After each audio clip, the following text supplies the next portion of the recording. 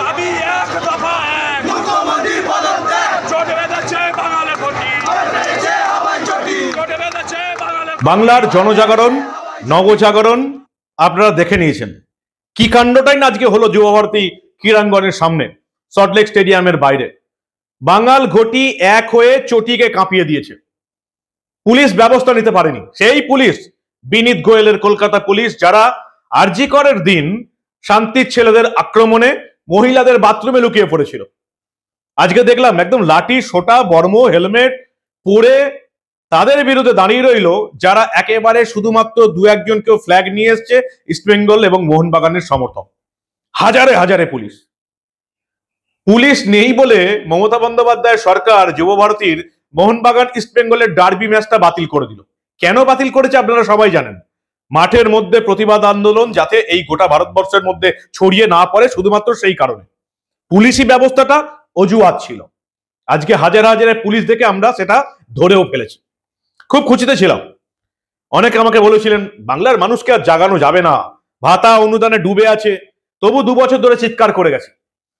কারণ আমি জানি এই বাংলার মানুষদের জিনের মধ্যে বিপ্লব লুকিয়ে আছে। বিপ্লবী আন্দোলন তো ভারতবর্ষের 2টো রাজ্যই করেছিল, এই বাংলা আর পাঞ্জাব।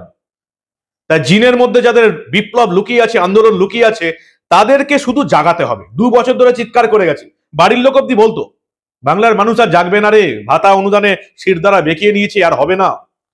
ভালো লাগছে আজকে এত চিৎকারের পর, এত যন্ত্রণার পর, মমতা বন্দ্যোপাধ্যায়ের পুলিশ আমাকে বিনা কারণে জেল খাটানোর পর আমি আশা করেছিলাম যে বাংলার মানুষকে একদিন জাগাতে পারবোই। আজকে ভালো লাগছে, সেই জাগরণটা হয়েছে মানুষের। জেগে ঘুমিয়ে থাকা মানুষ জেগে গেছে। 14ই আগস্ট আপনারা দেখেছেন রাতে কিভাবে নারী পুরুষ নির্বিশেষে 8 থেকে 80 রাস্তায় নেমেছে আরজি করের এই ঘটনার প্রতিবাদে। সরকারটা নড়ে গেছে, যে জন্য ফুটবল খেলা বাতিল করে দিতে হচ্ছে। খুব খুশিতে ছিলাম যে এবার একটা নব জাগরণ হয়েছে, কিন্তু এই খুশির মধ্যেও একটু ভয় কেমন যেন মনের মধ্যে ঢুকে গেল। আমি আপনাদের বলেছিলাম যে আমি কাউকেই ভয় পাই না, পুলিশ প্রশাসন নেতা দল কিছু এসে যায় না। কিন্তু কখন ভয় পাই জানেন? এই পশ্চিমবঙ্গের কোনো মামলা যখনই ভারতের সুপ্রিম কোর্টের প্রধান বিচারপতি DY চন্দ্রচূড়ের বেঞ্চে যায়, তখনই মনে একটু কেমন ভয় লেগে যায়। আমি জানি না আপনাদের ভয় লাগে কিনা, কারণ 1 বছর ধরে দেখছি এই বাংলা থেকে যে সমস্ত মামলায় সুপ্রিম কোর্টে যাচ্ছে, এবং বিশেষ করে প্রধান বিচারপতি DY চন্দ্রচূড়ের বেঞ্চ, বলতে নেই, সাংবাদিক হিসেবে বলা উচিত নয়, দেখতে পাচ্ছি একটাও মামলার ফল আশানুরূপ হচ্ছে না। কখনো স্থগিত হয়ে যাচ্ছে, কখনো ডেটের পর ডেট, ডেটের পর ডেট, তারিখ পে তারিখ। আর এবারে কি হলো? আজকে কি হলো? যেচে DY চন্দ্রচূড় এই মামলা নিজের কোর্টে নিয়ে নিলেন। আর কি হলো সবটা শোনাবো এই প্রতিবেদন শেষ অবধি দেখুন। আমি মানব, দ্য নিউজ বাংলায় আপনাদের স্বাগত জানাচ্ছি। বিকাল থেকে যখন স্লোগান শুনছি এক হয়েছে ঘটি বাঙাল, ভালো লাগছিল খুব। মানুষ জেগেছে, যেটা গত 2 বছর ধরে আমি চিৎকার করে গেছি যে আপনারা জাগুন, প্রতিবাদ করুন সব বিষয়। আপনারা যেমন মণিপুর নিয়ে প্রতিবাদ করবেন, সেখানে নারীদের বিরুদ্ধে কি হয়েছিল প্রতিবাদ করুন। উত্তরপ্রদেশে নারীদের অত্যাচারের বিরুদ্ধে প্রতিবাদ করবেন, গুজরাটে করবেন, রাজস্থান, মধ্যপ্রদেশ প্রতিবাদ করবেন। যে কোনো ক্ষেত্রে প্রতিবাদটা করা খুব দরকার। কিন্তু নিজের রাজ্যে কি হচ্ছে আগে সেটা তো দেখুন। যে রাজ্যে বাস করি সে রাজ্যে তো প্রতিবাদ করতে শিখুন। বাংলার মানুষ ভাতা এবং অনুদান ছেড়ে দিয়ে মমতা বন্দ্যোপাধ্যায়ের সরকারের বিরুদ্ধে প্রতিবাদ করবে, এটা এই রাজ্যে 90% মানুষ বিশ্বাস করতে চাইতো না। আমার বাড়ির লোকে বিশ্বাস করতো না, বলতো কেন এত চিৎকার করছিস, মানুষ জাগবে না, সেই বিপ্লবীদের যুগ গেছে। কিন্তু আমি বিশ্বাস হারাইনি, বিশ্বাস করুন। আমি জানতাম বাংলার মানুষের জিনের মধ্যে বিপ্লব লুকিয়ে আছে। যারা ব্রিটিশকে হটিয়েছে তাদেরকে শুধু জাগাতে হবে। মানুষ জেগে গেছে, কিছু মানুষ জেগে গেছে, শুধু তোলামুলিরা ছাড়া। 14ই আগস্ট রাতে আপনারা প্রমাণ পেয়েছেন, গোটা বাংলার নারী পুরুষ নির্বিশেষে রাস্তায় নেমে পড়েছে। 8 থেকে 80 বাচ্চা ছেলে মেয়ে থেকে শুরু করে বয়স্করা নেমে পড়েছে রাস্তায়। আজকে দেখলেন যুবভারতীর সামনে কি হলো, ইস্টবেঙ্গল মোহনবাগানের সমর্থকরা নেমে পড়েছে, স্লোগান উঠেছে। শুনেন একবার সেই স্লোগান, আমার তো আজকে শুনতে খুব ভালো লাগছে। আপনারাও একবার কয়েকটা সেকেন্ড খরচা করে সেই স্লোগান আরো একবার শুনে নিন। দাবি এক দফা এক, মুখ্যমন্ত্রীর পদত্যাগ, দাবি এক দফা এক, মুখ্যমন্ত্রীর পদত্যাগ, চটে বেঁধেছে বাঙালি ঘটি,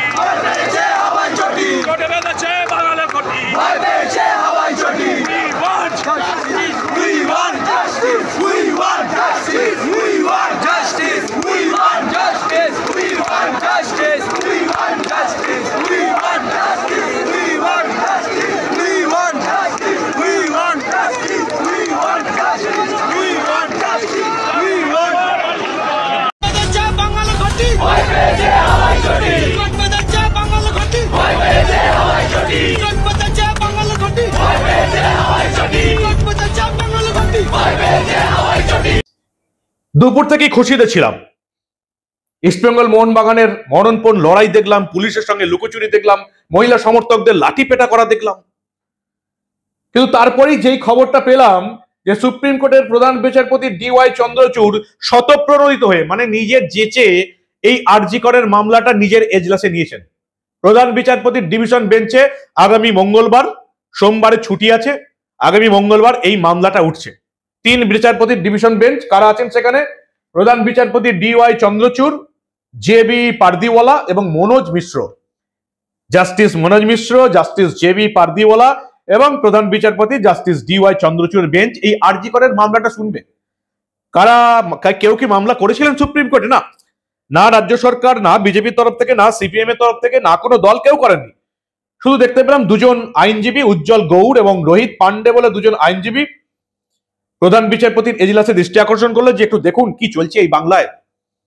তারপরে দেখলাম প্রধান বিচারপতি চন্দ্রচূড় স্বতঃপ্রণোদিত হয়ে, মানে জেচে দুপুর 1:03 নাগাদ এই মামলা গ্রহণ করলেন। অবিশ্বাস্য ব্যাপার।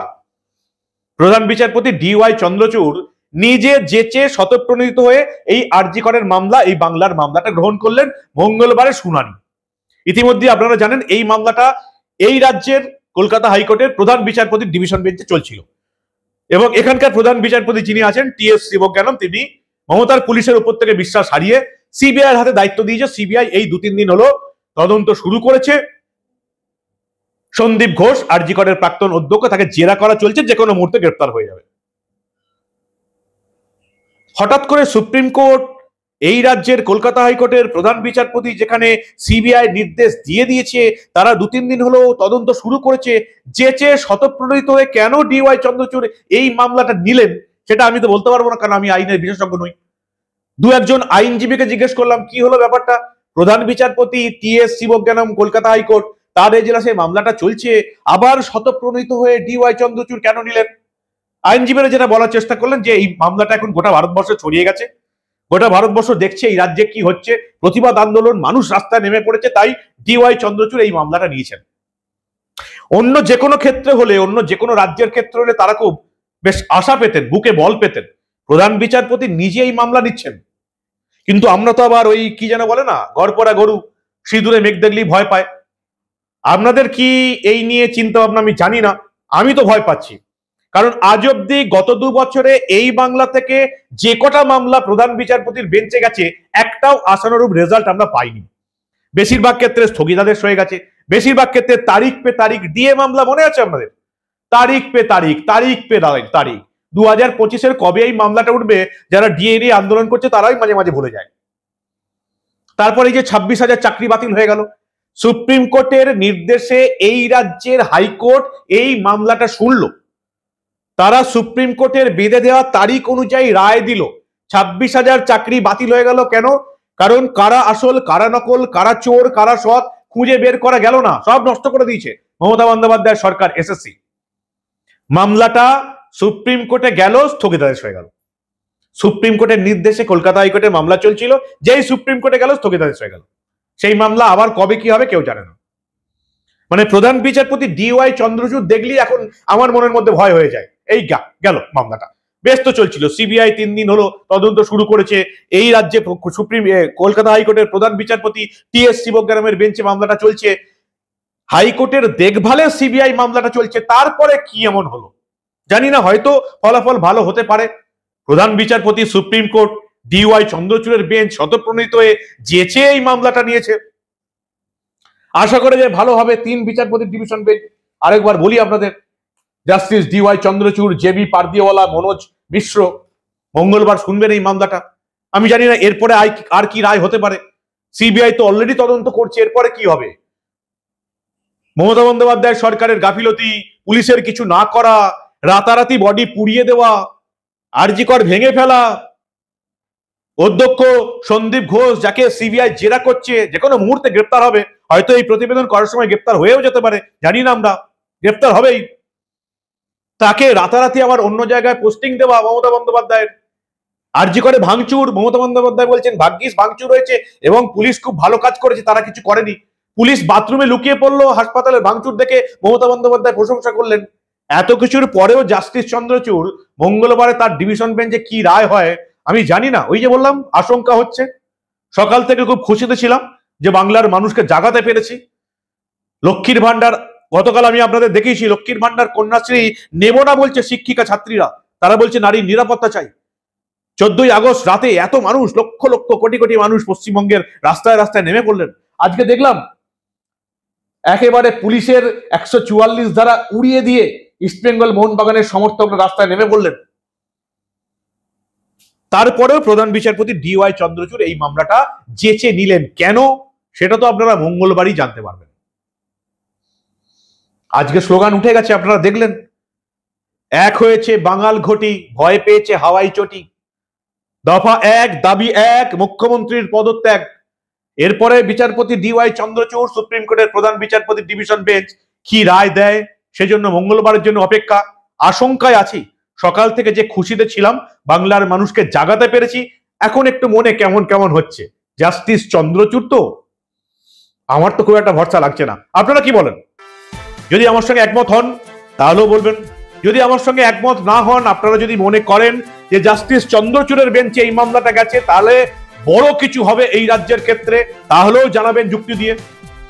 আপনাদের গুরুত্বপূর্ণ এবং মূল্যবান মতামত জানান দা নিউজ বাংলার কমেন্ট সেকশনে। আর দেখতে থাকুন দা নিউজ বাংলা, বাংলার নবজাগরণ, জনজাগরণের সমস্ত ঘটনা আমি আপনাদের দেখাবো। আর সুপ্রিম কোর্টের এই ধরনের কোনো ঘটনা চেপে রাখতে দেব না।